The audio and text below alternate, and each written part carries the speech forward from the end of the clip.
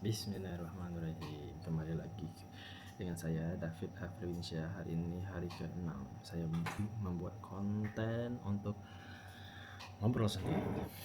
Ini konten ini terinspirasi dari kontennya Pak Gitaria Wirjawan atau nasihatnya Pak Gitaria Wirjawan yang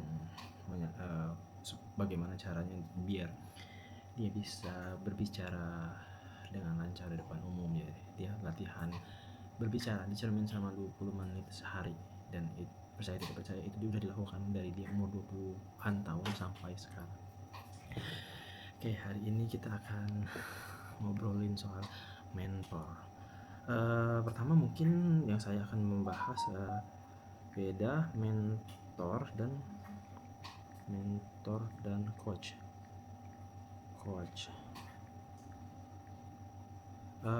Pertama, mentor dan coach ini tuh hal yang familiar untuk kita mencapai sesuatu, tapi ada perbedaan yang sangat besar antara pendekatan yang dilakukan oleh mentor dan pendekatan yang dilakukan oleh coach.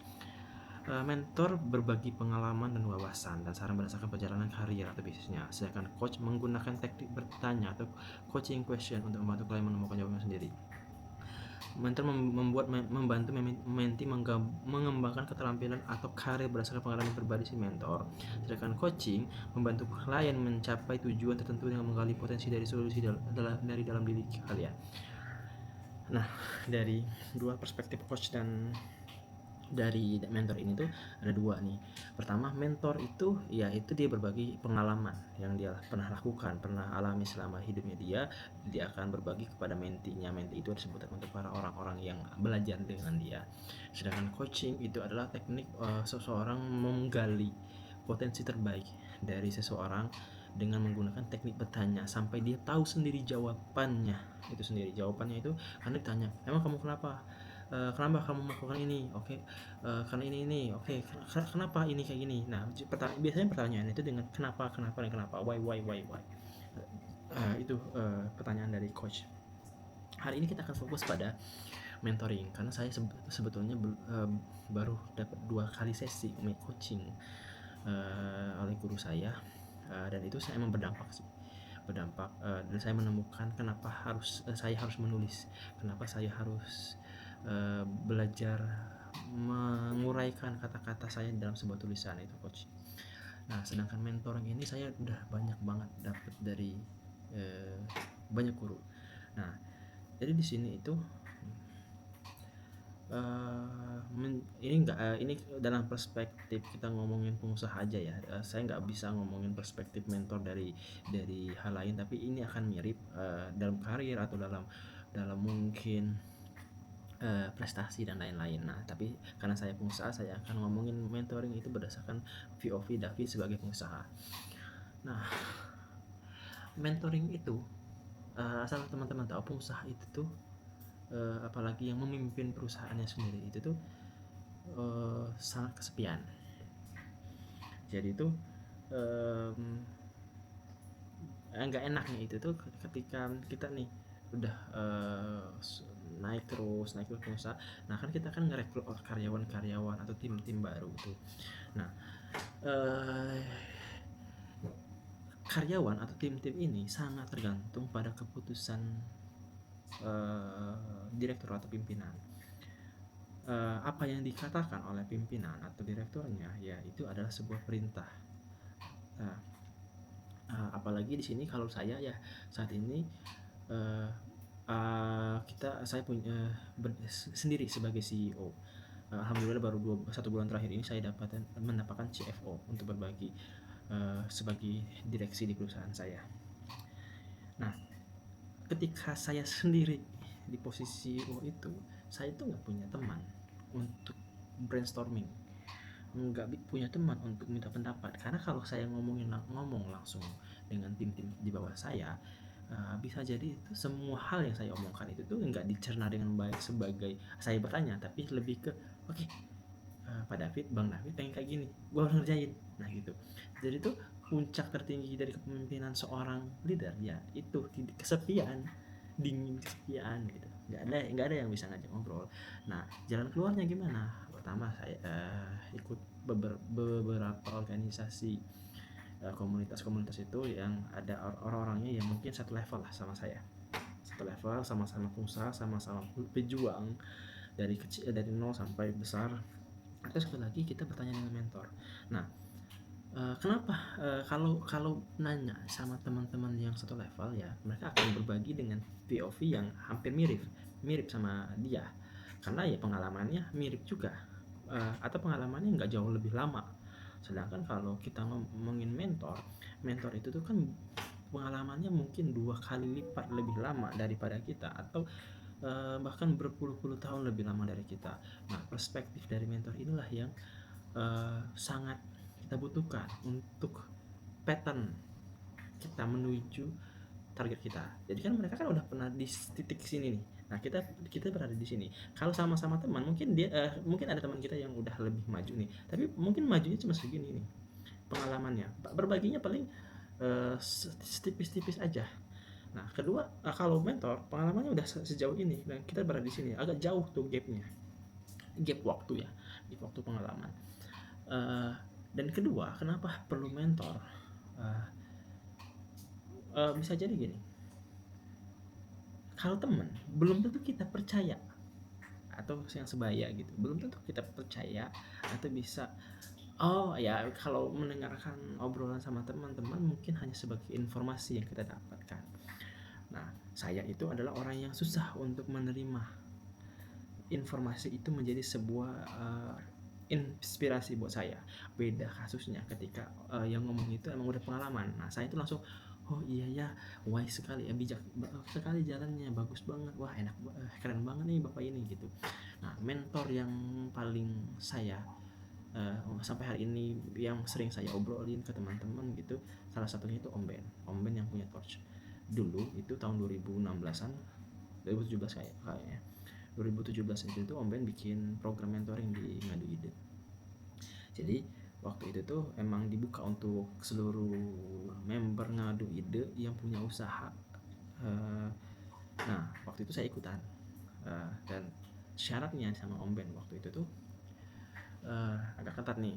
Kita ketemu seminggu sekali, ada materinya dari Om Ben, dan ada beberapa kalau nggak Om Ben yang datang, Om Ben akan nyariin pemateri yang lain yang dia anggap kompeten untuk ngomongin hal itu gitu. Nah,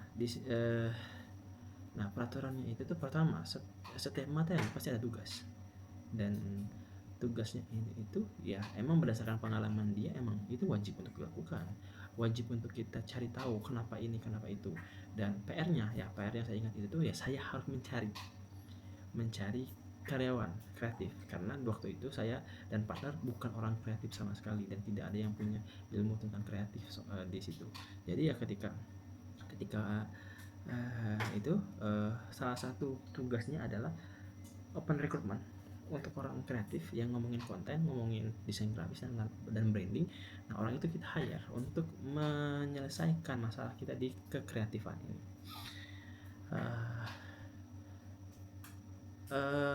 Nah, biasanya tuh peraturannya dulu tidak boleh terlambat. Kalau terlambat 1 menit itu masih bisa ditolerir tapi dikasih denda. Tapi kalau udah terlambat lebih dari 5 menit itu nggak boleh masuk sama sekali. Itu peraturannya, jadi tegas, tapi agak longgar sedikit. Tapi akan lebih berdampak lagi kalau kita itu emang datang lebih awal, kita terus ngerjain tugas dari Om Ben itu sesuai dengan rancangan yang Om Ben bilang. Nah, kalau 2 kali tidak masuk itu tidak boleh melanjutkan, walaupun itu tidak berturut-turut. Nah, mentoring ini tuh membuat beberapa saya jadi membuka pikiran saya untuk, oh iya ya, jalannya patternnya tuh harus kayak gini. Oke, saya bisa ngiklan waktu itu, saya advertiser, saya jago ngiklan, saya bisa ngiklan. Tapi kalau kita ngomongin brand itu tuh harus ada apa sih istilahnya itu, perspektif dari apa ya, istilahnya desain grafis itu brand guideline. Nah, brand guideline itu tuh untuk membuat warna, membuat konten, ide konsep tentang konten dan lain-lain itu tuh di pikiran dipikirkan oleh orang-orang kreatif ini. Sedangkan saya, ya perspektif saya itu angle iklan dengan algoritma. Ya dulu saya belum tahu angle yang berdasarkan konten yang bagus ya. Jadi dulu saya mikirnya angle itu ya berdasarkan algoritma, headline gitu-gitu. Nah, sedangkan orang kreatif ini, desain grafis dan konten kreator ini yang dia akan mikirin brandingnya ini akan menjadikan dia seperti apa. Atau bisa dibilang setiap brand itu harus punya persona. Jadi personanya siapa? Bisa nggak itu dijadikan sebuah manusia? Kalau manusia itu misalnya artis, dia artis seperti apa? Nah ketika kita udah menemukan personanya, ya waktu itu kita akan membuat konten-konten yang berkaitan dengan persona orang ini. Misalnya persona waktu itu tuh celana nabas string itu adalah bapak-bapak punya anak tapi umur 30 sampai 35, kantoran yang masih punya hobi untuk olahraga, badannya bagus tapi juga melek teknologi. Nah waktu itu ya kita nah ada apa ya istilahnya itu warna statement, color statementnya harus ketika kita ngelihat kontennya dari brand saya waktu itu oh ini adalah brand itu, keinget tuh. Nah itu tuh nggak sampai ke otak saya karena saya bukan orang branding, bukan juga orang konten, dan bukan juga orang kreatif. Nah itu makanya waktu itu tuh yang ditekan banget sama Om Ben adalah ya kamu harus cari orang itu. Ya beda kasus sama orang-orang yang udah kreatif, dia tidak perlu mencari orang itu, yang dia cari adalah orang sales. Itu beda nih. Patternnya adalah menemukan titik-titik di mana saya tidak bisa melakukannya dan orang lain bisa melakukannya. Sama kayak petuah dari saya dulu pernah magang di Awerzule. Nah, waktu itu tuh dia bilang kalau ceritanya itu dia itu pertama kali jualan, bulan pertama kalau dia dapat untung, dia akan meng-hire satu orang. Kalau itu cukup untuk satu orang, ya dia akan meng-hire satu orang untuk mengerjakan pekerjaan yang paling dia tidak sukai bulan, dan sisakan sedikit untuk dia makan gitu. Nah bulan kedua gaji diri sendiri tidak perlu nggak perlu naik, tapi kalau bisa ini ditambahin jadi 2 orang, tambahin lagi orang yang bisa mengerjakan atau orang yang orang ini adalah pekerjaan yang paling tidak kamu sukai, sampai terus menerus akhirnya terbentuk tim yang padat sampai akhirnya pekerjaan kita sebagai owner atau foundernya cuman memikirkan strategis gitu. Itu kalau kata Zule waktu itu. Nah ini tuh kata-kata yang sering, ya dulu saya tuh orangnya ini banget apa ya, sangat individualis. Jadi saya ngerasa paling pintar, paling jago, paling bisa ngerjain semuanya. Tapi ketika ini itu saya diajarkan untuk membuat tim. Jadi patternnya adalah membuat tim kalau di Om Ben kemarin. Dan satu kata-kata yang paling pamungkas yang saya terngiang hari ini adalah, kenapa kamu nggak berani nge-hire orang? Kenapa? Emang kamu kalau kamu nggak berani nge-hire orang itu tuh apakah kamu merasa kamu yang takut kehilangan uangnya, kehilangan keuntungannya? Padahal itu sebuah kesombongan. Yang ngegaji karyawan kamu itu bukan kamu, tapi itu rezeki dari Tuhan, dari Allah, dikirimkan ke kamu, dititipin ke kamu untuk dia. Jadi kalau semakin banyak orang yang bisa kamu kasih makan, makin banyak titipannya.